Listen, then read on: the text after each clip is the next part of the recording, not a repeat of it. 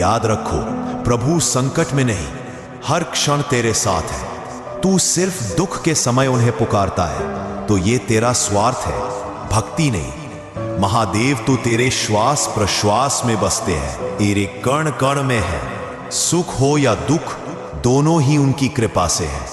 जैसे सूर्य की रोशनी दिन रात समान रूप से सबको मिलती है, वैसे ही शिव की कृपा हर परिस्थिति में तुझ पर बरसती है।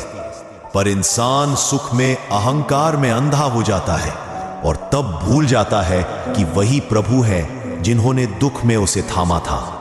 इसलिए हे मानव, भक्ति को सौदे जैसा मत बना। भक्ति संकट का सहारा नहीं, जीवन की श्वास होनी चाहिए। अगर सुख में भी तू उतनी ही श्रद्धा से महादेव को याद करेगा तो दुख तुझ तक पहुंच ही नहीं पाएगा। याद रख, सच्ची भक्ति वही है